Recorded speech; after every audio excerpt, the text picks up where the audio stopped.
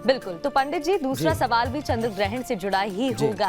आप बता रहे थे चंद्र ग्रहण का किस तरीके से असर पड़ सकता है, और इस बार ग्रहण शरद पूर्णिमा के दिन लग रहा है, तो ऐसे में मैं जानना चाहूंगी कि लोगों के मन में ये भी आशंका होती है पूर्णिमा की शुभता पर कहीं इस बार ग्रहण का असर तो नहीं पड़ेगा? जी देखिए प्रगति, आपने बहुत अच्छा प्रश्न पूछा है।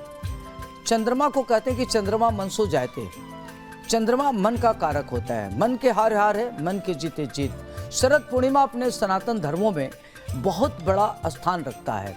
जब शरद पूर्णिमा होती है तो उस दिन पूरे देश में लोग खीर बनाते हैं और चंद्रमा की प्रकाश में रख देते हैं। कहते हैं कि उस दिन चंद्रमा से अमृत की वर्षा होती है।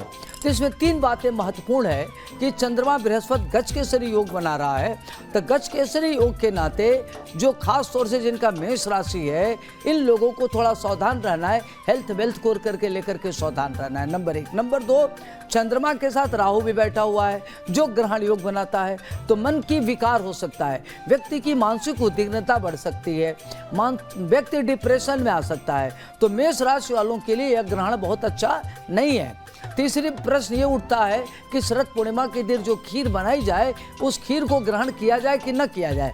तो देखिए, कहते हैं कि सूर्य ग्रहण में 12 घंटा पहले सूतक लग जाता है और चंद्र ग्रहण में 9 घंटा पहले सूतक लग जाता है, तो 2 बज के कुछ मिनट से सूतक लग जाता है। तो पूरे अपने समस्त दर्शकों से मेरा आग्रह है कि आप सूतक लगने के पूर्व तुलसी दल तोड़ लें, और जब आप खीर बनाते हैं तो चंद्रमा के प्रकाश में रख करके और खीर में तुलसी दल डाल दें।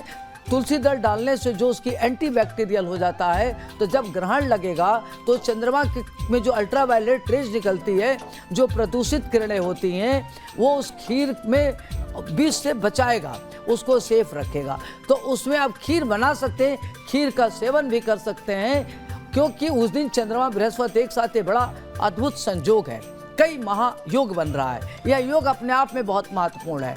और लेकिन जब कहते हैं कि 2 पापाग्रह हो 1 शुभग्रह हो, तो जब गुरु के साथ चंद्रमा होता है और गुरु के साथ राहु होता है तो गुरु चंडाल योग बना रहा है, गुरु चंद्रमा के साथ गज केसरी योग बना रहा है, तो गुरु और राहु का जो प्रभाव है या चंद्रमा राहु का प्रभाव है, उसको गुरु की शुभता के नाते वह डाइल्यूट हो जाता है, न्यूट्रलाइज हो जाता है।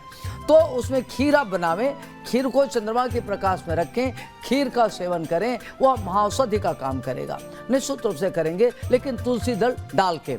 और अगर आपके घर में दूध है, दही है, घी है, तो उसमें पहले से तुलसी दल डाल लें। लेकिन ये ध्यान रखें कि तुलसी जब तोड़ना है तो आप सूतक लगने के पूर्व तोड़ें। सूतक में तुलसी को नहीं तोड़ा जाता, मंदिर के कपाट नहीं छुए जाते, मंदिर में नहीं जाते, पूजा पाठ मंदिरों में नहीं करते, लेकिन अपने घर में बैठ के आप मनसा जाप कर सकते हैं। जी बिल्कुल। चलिए, बहुत बहुत शुक्रिया आपका। आगे बढ़ते हुए अब राशिवार जानते हैं कि चंद्र ग्रहण का राशियों पर क्या पड़ने वाला है असर, और उससे बचने के क्या करने पड़ते हैं उपाय। गुरुजी, ये तो आपने मेष से लेकर मिथुन राशि तक की जानकारी हमको पहुंचाई। आगे बढ़ते हुए रुख अब कन्या राशि का कर लेते हैं। इन राशिवार के लिए चंद्र ग्रहण कितना असरदायक इस बार रहेगा? जी।